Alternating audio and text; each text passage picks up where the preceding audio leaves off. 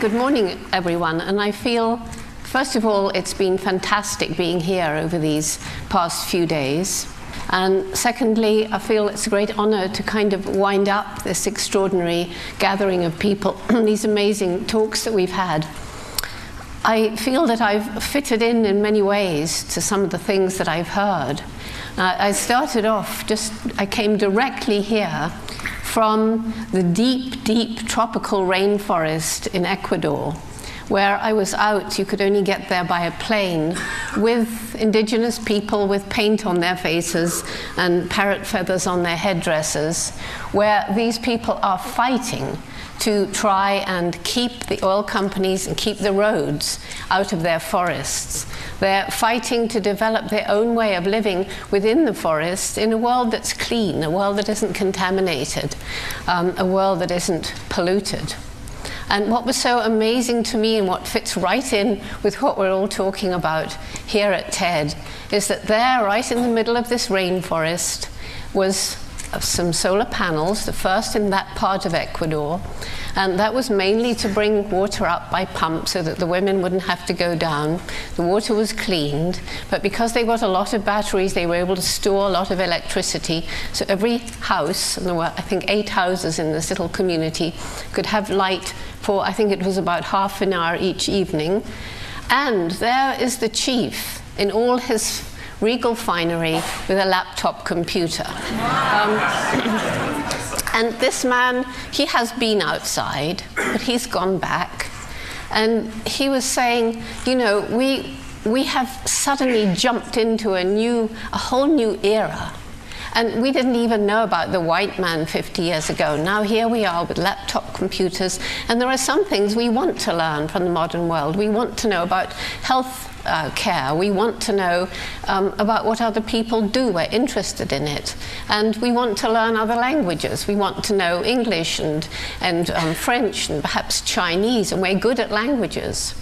So there he is with his little laptop computer, but fighting against the might of the pressures because of the debt, the foreign debt of Ecuador, fighting the pressure of World Bank, IMF, and of course the people who want to exploit the forests and take out the oil.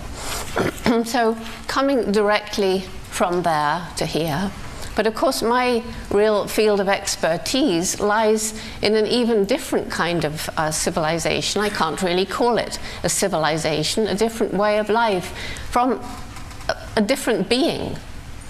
We've talked earlier, this wonderful talk by Wade Davis about the different cultures of the humans around the world. But the world is not composed only of human beings, there are also other animal beings. And I propose to bring into this TED conference, as I always do around the world, the voice of the animal kingdom. Too often we just see a few slides or a bit of film. But these beings have voices that mean something. And so I want to give you a greeting as from a chimpanzee in the forests of Tanzania.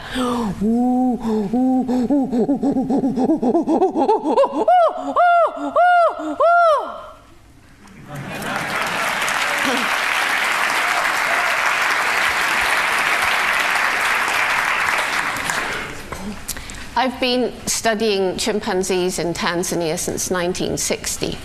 During that time, there have been modern technologies that have really transformed the way that field biologists do their work.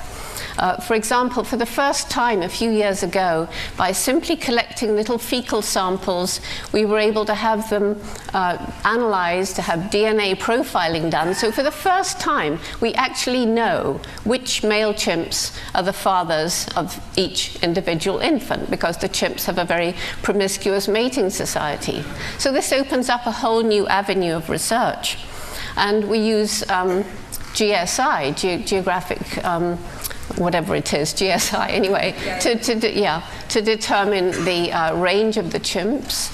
And we're using, you can see that I'm not really into this kind of stuff, but we're using satellite imagery to look at the deforestation in the area. And of course, there's developments in infrared, so you can watch animals at night, and equipment for recording by video and tape recording is getting lighter and better. So in many, many ways, we can do things today that we couldn't do when I began in 1960. Especially when chimpanzees and other animals with large brains are studied in captivity, modern technology is helping us to search for the upper levels of cognition in some of these non-human animals, so that we know today they're capable of performances that would have been thought absolutely impossible by science when I began.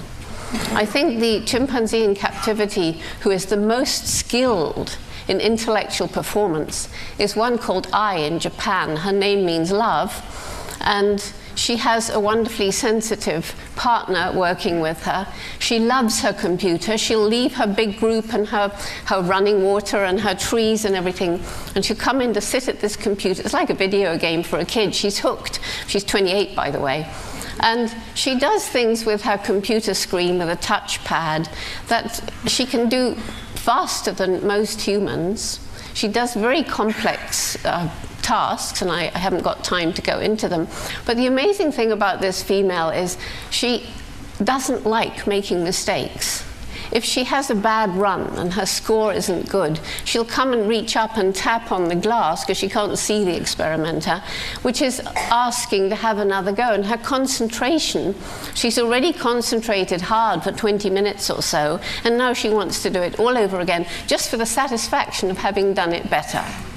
And the food is not important. She does get a tiny reward, like 1 raisin, for a correct response, but she will do it for nothing if you tell her beforehand.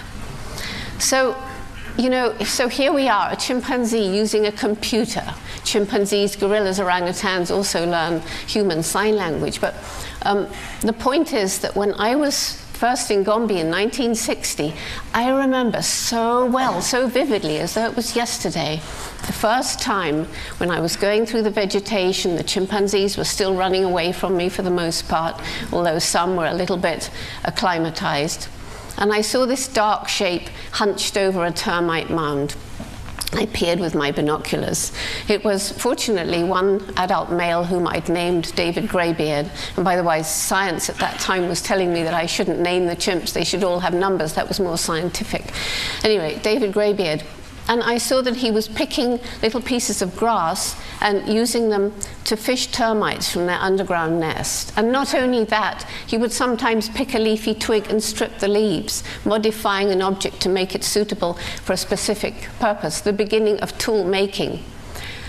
The reason this was so exciting and such a breakthrough is at that time, it was thought that humans and only humans used and made tools. When I was at school, we were defined as man, the tool maker.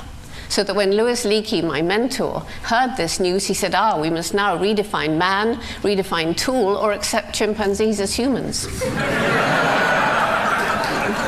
We now know that at Gombe alone, there are 9 different ways in which chimpanzees use different objects for different purposes. Moreover, we know that in different parts of Africa, wherever chimps are being studied, there are completely different tool-using behaviors. And because it seems that these patterns are passed from one generation to the next through observation, imitation, and practice, that is a definition of human culture. What we find is that over these 40-odd years that I and others have been studying chimpanzees and the other great apes, and as I say, other mammals with complex brains and social systems, we have found that after all, there isn't a sharp line dividing humans from the rest of the animal kingdom.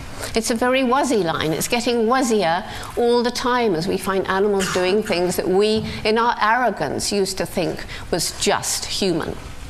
The chimps, there's no time to discuss their fascinating lives, but they have this long childhood, 5 years of suckling and sleeping with the mother, and then another 3, 4, or 5 years of emotional dependence on her even when the next child is born.